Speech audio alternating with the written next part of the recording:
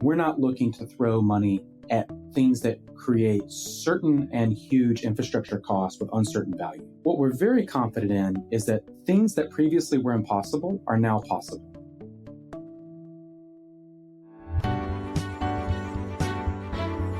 You are listening to The Sure Shot Entrepreneur,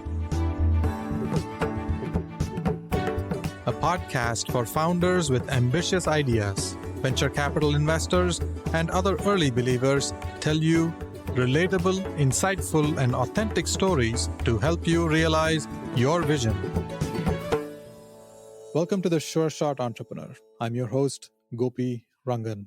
My guest today is Scott Barclay. He's the managing director for the healthcare practice at Insight Partners. We're going to talk to him about his investments at Insight Partners. What does it mean to lead healthcare investments at Insight Partners? We're also going to talk about investing in multiple stages in the ecosystem. What are the pros and cons of investing at the seed stage when you're a large firm? How do you play in this ecosystem? Scott invests at multiple stages, even at the earliest stages of incubating companies. We're going to talk about some of those topics also. Scott, welcome to the Sure Shot Entrepreneur. So happy to be here and to be here for a second time. It's been a few years and I love your audience and us working on deals together. So this is a joy.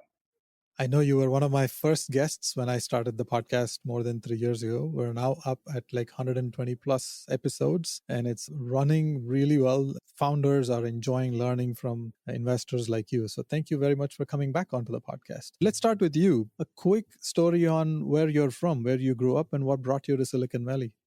Well, I'm from a small town in Southern Virginia and I'm militantly liberal arts, which means majored in history with depth in psychology and English and philosophy, but also bravery towards physics and math. Just an undergraduate and continuing just love of inquiry and of asking hopefully the right questions. As I got into my mid-20s, realizing how little I knew and just taking joy in doing one thing at a time and discovering how much I didn't know. I definitely grew up working in my dad's styrofoam manufacturing plant, and that is a more substantive and germane basis to a lot of things I see and do, as well as the way I touch teams and think about people. But out of that generalist background, one of the early intellectual questions was, what is value and how is it created? And how does that not look like it's out of a textbook, but it's fundamentally rooted in teams, building products, going to market, and creating value in the world? And I remember at a very early stage, in a way that my wife will sometimes teasingly say back to me, I just had this concept of, wouldn't it be wonderful if I got to work on things like that, but they were products that were a real net positive for society, but that also you could do those at scale. All I do is touch healthcare software where there's a germ of an idea, there's a team, there's an idea towards execution, but we're all about how you amplify that execution to do that at scale. Healthcare is really broken. My joy is every single day I get to wake up with a fresh mindset and ask, what's the dent we're putting in the world for healthcare outcomes and access over the next 20 to 30 years? I've been able to lead teams or deploy capital in Europe and the Northeast. And I've been sitting in Palo Alto for most of the last generation, and I'm part of a world-class global firm at Insight Partners. I've really enjoyed many conversations with you. Most conversations start with first principles, and then we build up on the logic, and I can see where it comes from your childhood onward. Tell us about Insight Partners. What is Insight Partners, and what role do you play? Let me back up about the firm. The way I think about that is, what if you could build the most scalable model of being one of the top software investors in the world, but where the process removes ego and where the team is transparent and does the work, and it's always done in a way in which the founder feels like they're better off, whether Insight got on their cap table or not. That's the overall vibes of being at Insight. It is a world-class do the work culture. It's a world-class investment committee. And I think of, in some ways, each investment committee member runs a relatively sizable organization of investors. And then most of the firm's operating expense is to power centers of excellence, organized somewhat like a software company. So as a founder in software goes from 15 to 55 to 1,500 people, even if she's done that 4 times before, she will come upon questions either that are hard or that she hasn't faced before. And when she does, usually within some bucket of how a software company works, we actually have a center of excellence for that. Those resources and those qualities are greater than we can market, but we spend most of our time just aiming them at being available for our founders. So back to my role, and my role here is to ask, how can we be the world's best healthcare software firm? Another way to say the role is in the way that those investment committee teams work. I just serve every analyst and associate on those teams. As they start to lean in on healthcare type companies, I'm here to help us improve our probabilities of how we make decisions, of how we talk to founders, of how we build the right teams. One way I think about Insight investment teams is that Insight is historically rooted in scale. So there is no experienced investor at Insight who doesn't know exactly what to do when they come upon a software company that's starting to get primary data, empirical evidence that product market fit is close at hand. And they're real experts on how to help that CEO think about the next phases to amplify world-class execution. If that's a healthcare company, my job is to walk alongside those teams at the firm to make us even better. That doesn't mean I'm a part of every healthcare deal. It doesn't mean I lead every healthcare deal. Like the firm's values, I'm here to remove ego and help us create even better processes and build better muscles in healthcare on the healthcare side of healthcare software. It also means I have a little bit of a remit to ask first principle questions over what needs to happen in this sclerotic, oligopolistic market over the next 15 years. So one of my jobs is to join in and serve these teams as we start to look at a scaling asset. Another way to think about my role is to ask the questions of when should we go earlier than that? And it turns out sometimes as early as incubation, depending on the problem and the use case and the type of founder, they can get purchased and really get their teeth into a problem. Insight invests at every single stage. The sweet spot is scale. Anything looking like product market fit is in scope for anyone at this firm. And in healthcare, we have various areas where we like to go a little bit earlier. We have our separate, pretty special computational biology therapeutics team. We also have a world-class private equity team who thinks about growth and private equity software, even at that size of check.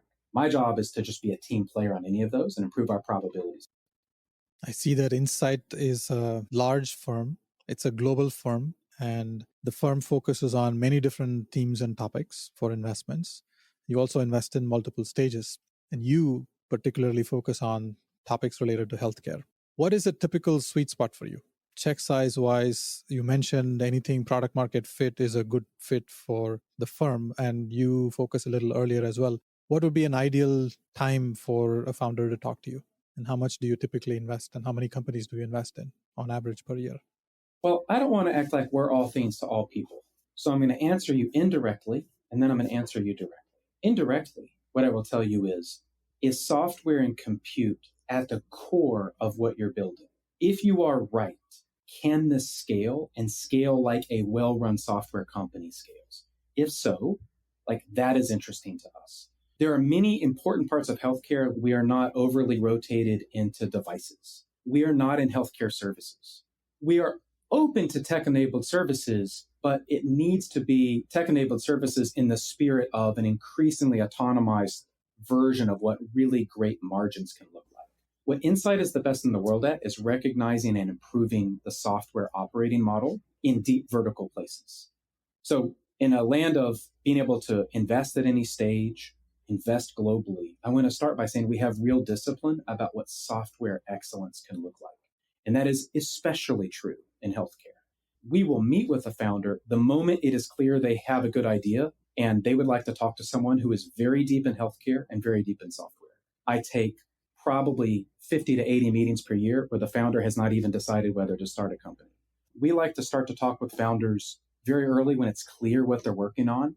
That doesn't mean it's time for a transaction. And I think here I just want to make the point of when you're talking to a large firm with a lot of capital, it's our job to value the CEO's time as much as anything. And it's also our job to understand. So we really try to ask with first principles, what's the long-term idea? How do we understand this founder? And therefore give them very quick feedback as to when we might be a good capital partner. And then make sure we have a depth and a quality of do what you say you're going to do well before that. So for me in healthcare, I will just start that at any stage. I always try to bring the just right team to that conversation. And that allows us to think in this founder on this problem, how do we think it shapes up over 10 to 12 years, and then walk with them on that journey without the founder feeling like it's transactional, because we're not transactional. At the end of the day, a great venture capitalist gets on certain cap tables and doesn't get on others. But it's probably trite to say, and it's been said before, the reputation is built on how you touch those founders, regardless of whether you get on their cap table. So I'm pretty proud to be at a place where we have the resources to have that conversation the right way. So the short answer to you is no time is too early, And we'll always be very transparent within one or two conversations as to if we think it's short-term actionable or long-term actionable and kind of the type of things we would look for. You mentioned that there are a few topics within healthcare you don't invest, like devices.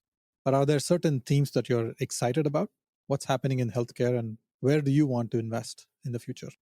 You know, healthcare is about 7.2 trillion globally, 4.2 trillion in the US. It's actually about 80 different multi-billion dollar oligopolistic markets. There's actually not one of those markets we would not go into, except if we are limited either in our values or in our charter with our LPs. In any of those markets, what we're looking for is software that unlocks the much better future that's higher quality, lower cost, and radically changes how access and kind of the morals and the values and dignity of how healthcare works. Even in devices, what I'm saying is we don't over rotate. There's an entire industry of really good historical med device investors. They've had ups and downs over the last generation or two. That said, we actually have clinicians on our team who are experts in devices. What we're looking for are the software operating models that are part of the next generation. So I bet we do some investments that have devices. We have a couple. I'm just saying we don't over rotate. Can you give a couple of examples in your recent past investments? You've been at Insight for about 2 years now. I've been in Insight for almost 2 years. I think I've been part of 16 or 17 checks in healthcare. I bet we've written 25 to 30 checks during that period. Some examples of the types of checks I've been part of, but also ones that are illustrative of where we see big markets. Let me give you 2 or 3. I don't know if people have noticed, but we are one of the most bullish investors in behavioral and mental health. That's not a contrarian statement. So are many others. But we now have 7 or 8 anchor investments in that space. I am on the board of Calm. I'm on the board of something very special around crisis care called Bamboo. Within behavioral, we care very much about how we're screening in appropriate institutional settings. We care very much about autism. One example I would give you is a two-sided marketplace of therapists that's kind of direct to consumer on one side, very clinical on the other. And the name of that company is Una Bravo. It's based in Milan. It's pan-European in its nature and its ambition. But at heart, it's just a really great two-sided marketplace with deeply embedded SaaS software that's empathetic to both the patient on one side and the clinician on the other. That's an investment we're about 14 or 15 months into. We've written a couple of checks, and we just couldn't be more proud at what execution looks like when you take a small software team with that kind of mission and you help them execute towards scale. It's a high growth company, and that's fine. What we're focused on is what scale can really look like with quality. And even looking at Una Bravo, I have to give shades of learnings from a team here at Insight that I love on a deal team that I wasn't part of. They got the investment in Alma right. Alma is a network of therapists that makes behavioral and mental health make sense for payers, activates their network so we're reducing the access friction in this country while simultaneously making software that makes clinicians' interaction more seamless. So my point is, we're really big on behavioral health. We continue to find the TAM is larger than most others think. But the actual success stories come on the front lines of working with these founders, where there's an intersection of product with empathy and real go-to-market quality. Let me give a totally different one.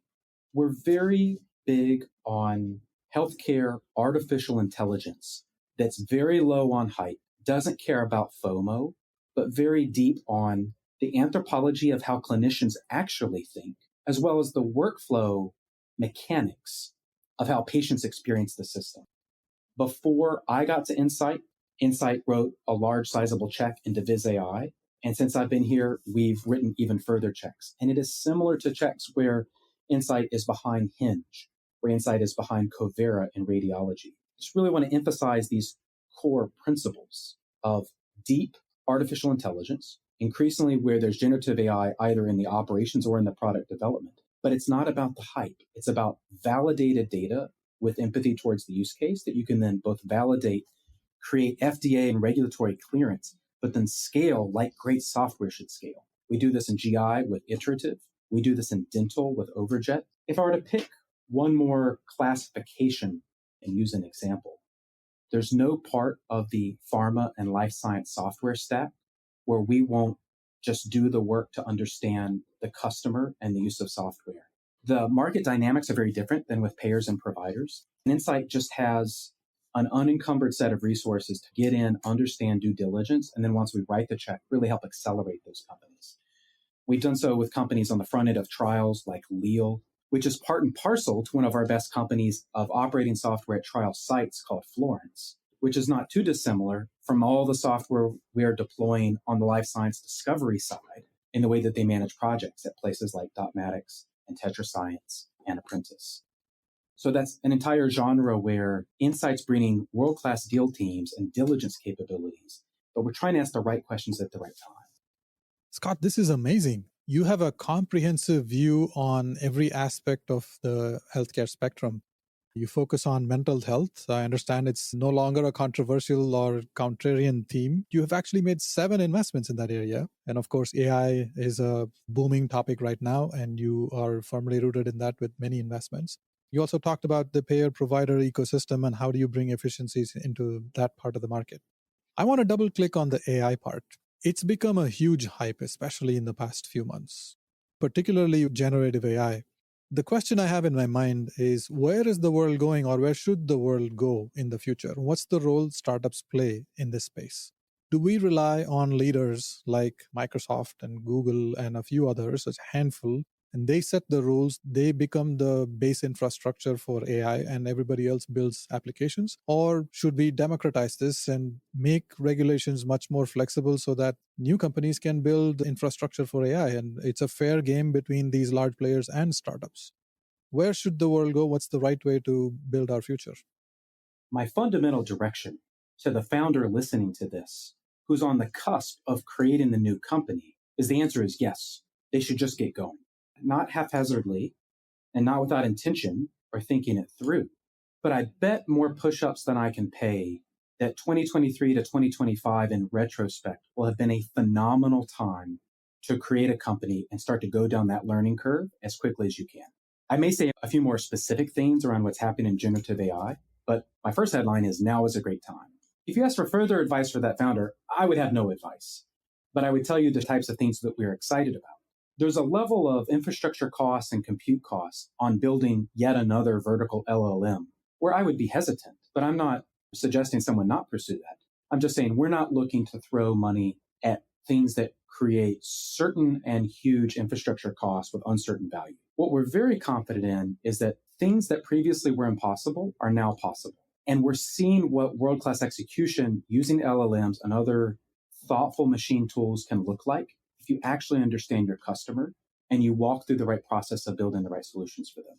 We have approximately now 170 companies in the Insight portfolio who are using LLMs at scale, either in their internal operations or in their product and engineering development. That is not the same thing as saying we're backing 170 generative AI companies. We definitely have some. We're in the headlines around a lot of those. I'm more saying blocking and tackling. We're a software investment firm. And what's happening in AI is a certain type of superpower that should make great founders even greater. So then back to first principles, we're looking for great founders who have a chip on their shoulder and are ready to kind of put their teeth into a hard problem. And I immediately then shift to the problem. How do you understand it? And how do you build software that solves that problem in a way that to the end user, like at a certain point, is at a minimum creates less effort, if not outright magic? It turns out healthcare is really broken. So if I had 20 great founders who came to me tomorrow saying, I know I want to start a new company, let's work on some ideas in healthcare, I could fill all of them up with more ideas than they could collectively start with 20 new companies. Now, I'm not a venture studio. In fact, I don't walk around assuming I know much of anything, but I'm very confident that there are Fortune 500 companies in the year 2030 created around now, leveraging deep AI tools, where in the early days, they burn relatively little cash. They're careful. It's mainly on product and customer experience. But when true with the right kind of capital and go-to-market playbooks, we scale out. And at some point, some of the broken oligopolies in US healthcare die very slowly and then die very quickly. So in 2030, I think there's many Fortune 500 companies that look like that are going to be created about now. And so we're pretty excited about that. What you're hearing is we're not looking to invest in more LLMs, but if you solve an esoteric and interesting infrastructure problem to make those more applicable for tons of companies, so kind of the picks and shovels above those, I'm interested. If you're doing something that's unrelated to an LLM, but uses machine compute and builds product that thinks how a clinician thinks how a nurse practitioner thinks, somehow provides software that turns a health extender, like a pharmacy technician or a social worker, into some type of Marvel superhero, I want to talk to the founder building software that enables that type of capability. We touched those previous areas of behavioral health and a couple of others. There are huge areas that aren't even obvious to others that we are very bullish on. Like there's not one environment where we take care of frail elders in this country that I don't think will be reinvented. By the way, Gopi, if I said that to you 4 years ago, not shame on me, because I've written a lot of aging checks then, but shame on the industry. Like aging is going to have to change how we help people age with dignity and to their wants and with better empathy. And these are going to be unlocked by new operating systems, new capabilities, new hardware. Like the whole system there is going to be redone. We still think some of our biggest points of emphasis are on infrastructure. There's no part of the job to be done of prior auth that we won't look at and see, that's a complexity problem that can be solved with software and the right empathy to who that customer is. So I think you'll see us keep doing more and more in prior authorization. Same on the shift to value. The shift from fee-for-service to value-based care in healthcare, it keeps going. It's kind of a disappointment in a number of ways. But I would tell you there's 3 or 4 elements of that we think are the game changer, and we intend to write Series A and Series B checks to accelerate the better models that are fundamentally going to be software in their operating system, but then empower and align the ecosystem in a way that's different than yesterday. So what you're hearing is a lot of breadth. I see you have a broad-based view on where AI, generative AI specifically, can be used, whether it's in the healthcare space or other adjacent areas like aging. I've also invested in a few companies in this space. I got the founder of Hippocratic AI, one of the more recent large generative AI funding rounds we've seen in this space. And he talked about his vision for the future. What role do you see startups like this playing in shaping that future? And do you have a point of view on how startups should raise funding? Should it be like a typical route of pre-seed, seed round of funding, small, and then grow from there, or open with a bang with a large round of funding? Is that necessary for these kind of companies? You can't take small steps and grow. You have to arrive with a large infrastructure. How do you look at your investments? First and foremost, that was an excellent podcast the two of you did. And I think that gave a lot to the ecosystem, to your listeners. So thank you. Second, we're not investors in that company, so I don't want to overspeak. What you're asking me is more of a systemic venture startup concept. It's not very in scope for us at Insight to write huge checks before we can see the repeatability of what customers actually want to use. On the other hand, I'm in no way criticizing an investor and a CEO who come to a shared mindset of, here's what I'm going to do that's hard. Here is the infrastructure necessary. Here's the amount of compute I'm going to need to pay for. So without in any way projecting or commenting on others' investments, I look at any type of deal like that and I just update my priors to, okay, that's how the world works today. Do I think that level of funding to start a company is necessary? The answer is it depends, and it usually would not. By contrast, we are seeing every single week numerous product-centric, less than 10 people startups that are building something specific and sticky in combination with LLMs, be it Hippocratic or MedPalm 2 or OpenAI or others, in a kind of combinatorial way where their focus is on product and customer that makes a lot of sense to us. We're also seeing customers doing specific things at the infrastructure level. So I think in summary, I'm saying 2 things around LLMs and healthcare at Insight. The first is we're not looking to deploy huge checks before it's clear what types of customers can work with and develop what types of tools. The second is we like to meet the founders as early as possible with as small a checks as possible at the origin point of how you solve a specific customer's problem with software. I do the same as well. I invest in companies at the pre-seed seed stage, and I like to invest when founders are raising smaller rounds of funding, like the first $1-2 million, maybe $5 million, and then grow from there. Now, I think the market has plenty of opportunities for startups to start small and grow and be as competitive or even more competitive than companies that raise large rounds of funding. But we do have to recognize that some of these startups right off the bat will need large infrastructure and they may need to raise large round of funding. So I'm hoping that the market evolves in a place where it supports all kinds of startups. That naturally leads us to the next question. When you invest in multiple stages, how do you think about strategy? What do you think about investments when you invest, especially at the earlier stages than you usually do? How do you collaborate with the other investors at that stage? First is you always want to lead from a point of transparency. So Insight is very public about the companies that we back, and we probably have something in your genre at scale. And every time we touch a founder, we always just want to engage with them on the idea and have them trust we're a very professional firm and we're just here to push founders forward. The sweet spot for Insight is that $30 million Series A. It's that $80 million Series C. The sweet spot for Insight is where we have product market fit and we have arguably the world's best resources to scale them all the way through the public markets. So in healthcare, when I want to go pre-product market fit or where it's not quite clear, one answer is I go carefully. One answer is I go transparently. And I say it's always a team. It just depends on the team concept. We're very careful about our opportunity cost. So the more that this early stage company could go 100 different ways, that's all the more reason Insight should wait. We should be a partner. We should be a friend to that founder. We should pay it forward in any way we can, but we should also not get in the way. The more that that founder is doing something very specific, the more that that founder is someone we know and trust. And I don't mean like this is a good old boy network. This is a founder that we've deeply researched. They have a chip on their shoulder. They have a point of view. They're most likely a technologist or a scientist who's come at this by already being in the wild and touching customers in a way that they can no longer stand it, that people aren't solving the problem the right way.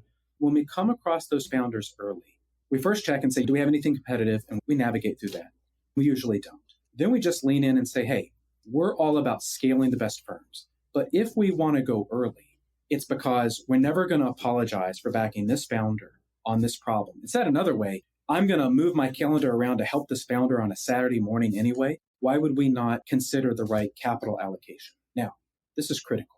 When we go pre-product market fit, it is generally my view, or at least I will say in healthcare, we don't have an ownership target. We're not talking to our LPs yet about cash on cash returns of this check. That is not what going pre-product market fit is about. If you go pre-product market fit, it's about the founder and the problem. It's about having no regrets on the potentially exponential upside that could be possible, that would be good for humanity if true. And it's basically saying we have an opportunity cost of our time, even more so than the capital. So let's do whatever we can to improve the probabilities that this could be a special company. So I think you'll see us be more active as LPs. I think you'll see us be more active even when we aren't on the cap table. What I'm personally saying is if we go pre-product market fit in healthcare, we're coming not with sharp elbows, but with an exponential collaborative mindset. It's great to see that Insight is continuously evolving and expanding its program and now making LP investments to promote more diversity in the ecosystem. But I want to ask you a more tough question on how you look at multi-stage investments. How do you think about portfolio construction? If a small company, a small investment generates substantial returns, that may not be meaningful for Insight. How do you reconcile with the amount of effort and time you spend with a small company? And also the other risk is that when you lock into an investment at a company at very early stages, you're picking a bet in that space. There might be other good companies that come up later, and you may not be able to invest in those companies. You could be conflicted out. It would be a very big risk for a multi-stage firm to go early and invest in a company when the story is not fully played out in that ecosystem. Don't you see these as risks? Gopi, you ask a great question. First of all, I am not on Insight's investment committee or one of the 2 or 3 IC members that work with our LPs every single day. So I don't want to overspeak for the firm. But what I will tell you is when we make small pre-product market fit checks, they appear immaterial at first to our overall portfolio construction. They are, from an LP's perspective, part of an early set of activities that we do that's a cost of doing business that also has great IRR. But it's a very small proportion of our allocated capital. I want to tell you the second thing. Insight is clearly one of the world's best software investors, period. My job, and I'm not yet 2 years into what we think of as a 3 to 5 year journey of, can we, ? What would it take, ? to be the world's best healthcare software investor? I do not believe Insight is the world's best healthcare software investor yet. I do not believe you can be the world's best healthcare software investor only investing in growth. Because if you work on certain problems where you look at the locked up GDP, the locked up TAM available to these future created companies, and you really understand those problems and you really understand founders, there will be times where it is appropriate for any number of reasons to wait for the Series B, wait for the Series C, wait for the empirical data. There will be other times where you will know and you will have done the work and you will say, this is the founder on this problem, on this motion, where we have unfair asymmetric upside, good for society to make this happen. Maybe the market would have done it without us. Maybe we're an extra force that helps get to market more quickly. So in my view, if you want to be the best, you have to be willing to be brave and do your work and be collaborative and be willing to go early. But you better be choosy because to your point, there's opportunity cost. There's signaling risk. There's important things you can do to manage that. There's other parts of the market where I do not know the answer. And I should probably let the team do their work watching the market and trying to help multiple founders. And we should be more cautious. But there are times when, if you want to be great, you have to know when to be brave and go early. You're building a global firm and you are attempting to establish a mark of excellence, whether that comes from investments post product market fit or whether it comes from investments pre product market fit. That shouldn't matter. You are attempting to support founders, find them as early as you can. And when you develop that conviction, you must invest. I can see the philosophy behind this. We're coming towards the end of our conversation, and I want to ask you about your community involvement. Is there a nonprofit organization you are passionate about? Which one? Honestly, I love this thing. I'll try not to cry as I tell you about it. It's called Camp Jabberwocky, and it's just the most amazing enablement for families with special needs children, where it's like the greatest delight I've ever seen of serving these kids. And then I can only be brought to tears thinking about how the families who are on these journeys and giving so much of their life to their special needs kids, how they would feel knowing that their children can find this type of community while simultaneously giving the family a break in its own certain way. It's just a phenomenal organization. I have been able to give to it in the past. They're amazingly gracious. It's a group worth running through walls for. Scott, thank you very much for spending time with me and allowing me to push you on some of these hard questions. And thanks for sharing personal insights on how you make investments. I look forward to sharing your nuggets of wisdom with the world again. Great to see you, Gopi. Thank you for having me. Thanks for having Insight. Thank you for listening to The Sure Shot Entrepreneur. I hope you enjoyed listening to real-life stories about early believers supporting ambitious entrepreneurs. Please subscribe to the podcast and post a review. Your comments will help other entrepreneurs find this podcast. I look forward to catching you at the next episode.